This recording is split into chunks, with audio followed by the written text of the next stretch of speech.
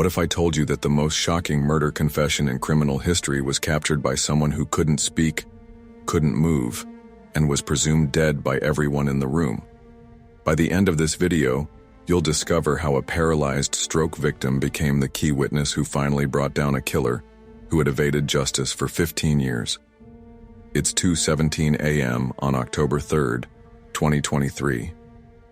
The intensive care unit at St. Mary's Hospital is bathed in the pale blue glow of monitors and the steady rhythm of ventilators. Room 314 houses Eleanor Martinez, 73 years old, a former high school principal who suffered a massive stroke 6 weeks ago. The medical team believes she's in a persistent vegetative state, aware of nothing, responsive to no one. But Eleanor can hear everything. Her family doesn't know this. Her doctors don't know this. Eleanor herself discovered it only yesterday when a nurse mentioned her favorite soap opera was on, and Eleanor felt her heart race with recognition. She's trapped inside her own body, fully conscious but completely unable to communicate with the outside world. Eleanor's daughter Carmen sits beside the hospital bed, holding her mother's limp hand and speaking in whispered tones to her uncle, Detective Ray Martinez of the San Antonio Police Department. The doctors say there's no brain activity in the areas that control speech or movement, Carmen whispers, tears streaming down her face. But sometimes I swear she's trying to tell me something. Eleanor screams internally. I'm here. I'm right here. I can hear every word. But no sound comes. No movement registers on the monitors. To everyone in the room, Eleanor Martinez might as well already be dead. What Eleanor doesn't realize is that her condition is about to make her the most important witness to a crime that has haunted her family for 15 years. In 12 hours, the person responsible for her nephew's murder will walk into this very room, believing Eleanor can't hear, can't see, and can't remember. They're about to confess everything to someone they think is as good as dead. The moment that changes everything happens at exactly 2:43 p.m. the next day. Eleanor hears familiar footsteps approaching her room. Deliberate, measured, the walk of someone who belongs in a hospital but doesn't want to be noticed. Through her half-closed eyelids, she sees a figure in scrubs enter the room. It's Dr. Patricia Webb, the family physician who has treated the Martinez family for over 20 years. Dr. Webb was also the attending physician the night Eleanor's nephew, 16-year-old Miguel Martinez, was brought to the emergency room with what appeared to be a fatal drug overdose. Dr. Webb approaches Eleanor's bedside and checks the monitors carefully. She looks around the room to ensure they're alone, then pulls up a chair next to Eleanor's bed. What she says next will shatter everything Eleanor believed about her nephew's death. You know, Eleanor, Dr. Webb begins, her voice barely above a whisper, I never thought I'd have to worry about you remembering that night 15 years ago. But lying here like this, maybe it's better this way. Eleanor's mind races. What night? What does she mean? Dr. Webb continues, her confession pouring out to someone she believes can't hear her. Miguel didn't overdose, Eleanor. I gave him those drugs. He was going to expose what I was doing, stealing medication from the hospital, selling it to kids at his school. He threatened to tell his Uncle Ray unless I stopped. Eleanor feels her heart pounding, but the monitors show no change. Dr. Webb keeps talking, apparently finding comfort in confessing to what she thinks is an empty shell. I couldn't let him ruin my career, my reputation. So I called him, told him I wanted to apologize, asked him to meet me at the hospital. I said I had something to give him, information about other doctors who were doing worse things. He trusted me, Eleanor. He came alone. The full horror of the confession begins to unfold. Miguel Martinez, the bright teenager who wanted to be a doctor like his family's trusted physician, was murdered by the very person he looked up to most. I injected him with a cocktail of drugs that would look like an overdose, Dr. Webb confesses. Fentanyl, cocaine, heroin, enough to kill him instantly but make it look like he'd been experimenting. The tox screen would show exactly what I wanted it to show. Eleanor screams inside her paralyzed body. Miguel, my beautiful Miguel, she killed him. Dr. Webb stands up and adjusts Eleanor's pillow, a gesture that would seem caring to any observer. I've been living with this secret for 15 years, Eleanor. watching Ray torture himself thinking he failed as an uncle, watching your family fall apart with grief. But you're the only person who might have suspected the truth, and now, well, now you can't tell anyone. What Dr. Webb doesn't know is that Eleanor Martinez spent 40 years as a high school principal. She learned to pay attention to details, to read people, to remember everything. Even trapped in her paralyzed body, Eleanor is recording every word, every inflection, every detail of this confession. More importantly, Eleanor knows something Dr. Webb has forgotten. The emergency call button is positioned exactly where her right pinky finger naturally rests. And despite what the medical charts say, Eleanor has retained minimal movement in that one finger. At exactly 3:17 p.m. as Dr. Webb continues her confession, Eleanor Martinez accomplishes something the medical team thought was impossible.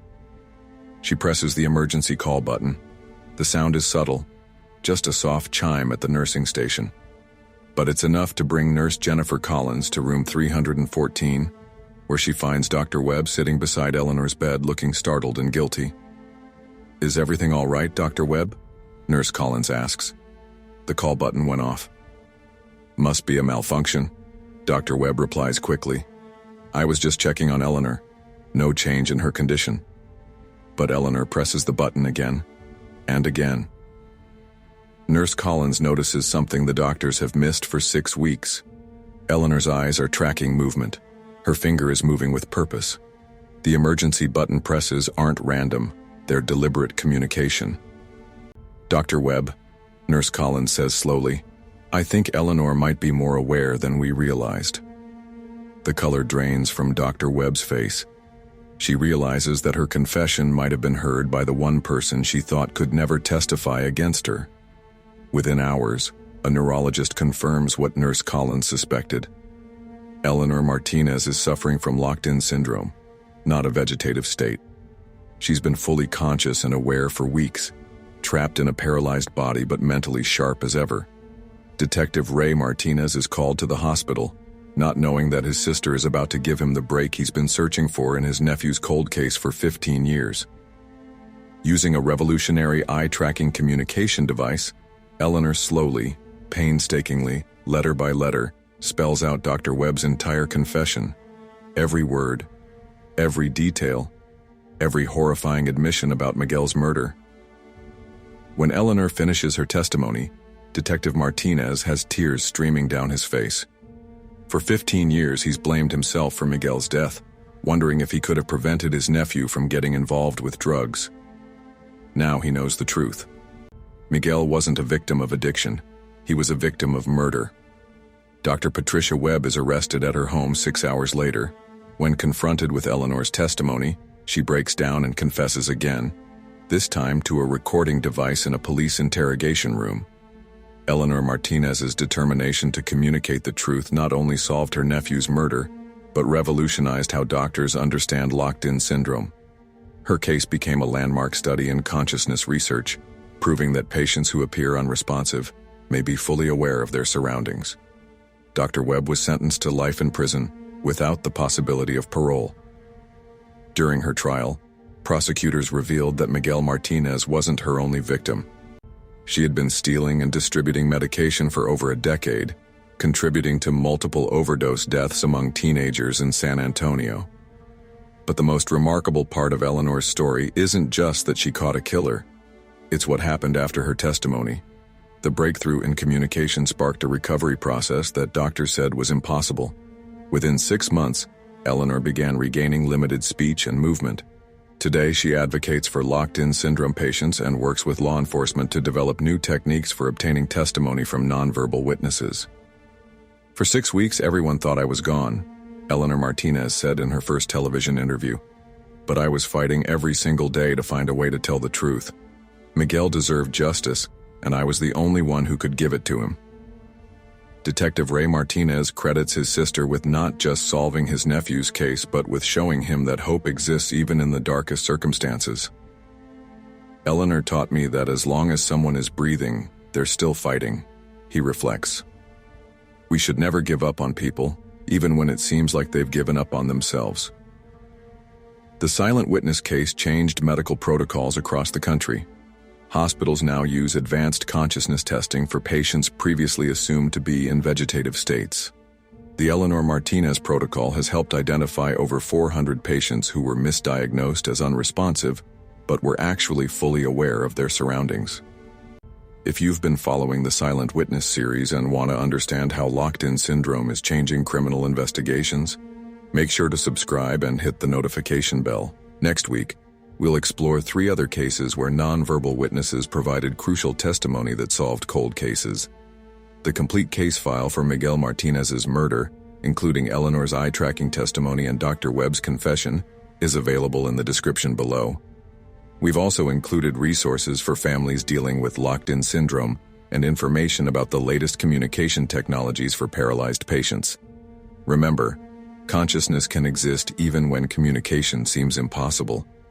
Every person deserves to have their voice heard, even if that voice comes through the blink of an eye or the movement of a single finger.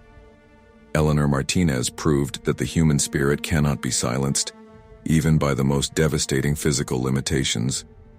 Her nephew Miguel finally has justice, 15 years after his murder, because one woman refused to let her paralyzed body stop her from telling the truth. Sometimes the most powerful testimony comes from those who cannot speak.